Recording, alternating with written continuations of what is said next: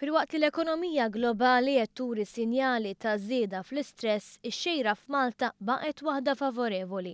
Dan saħħu l-kap eżekuttiv tal-HSBC Malta Andrew Beane li waqt il-preżentazzjoni tar-riżultati finali tal-2015 stqar li l-ekonomija eċċellenti Maltija għenet lil bank jikseb riżultati pożittivi. When the economy performs well, in essence, it means that businesses and individuals are confident investing and spending. And a bank really is a simple thing. It's a relationship of trust between the bank and the customer. If the customer does well, the businesses are growing, then the bank will do well as well. And it really is as simple as that. So we are confident in the Maltese economy.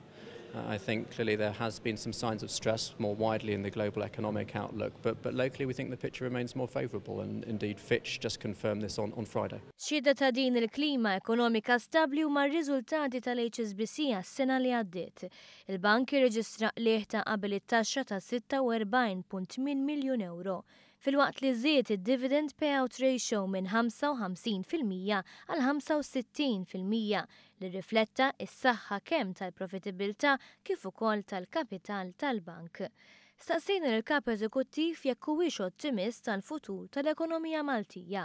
Yes, I am, and I think the medium-term forecast continues to be attractive. We've seen record growth in tourism.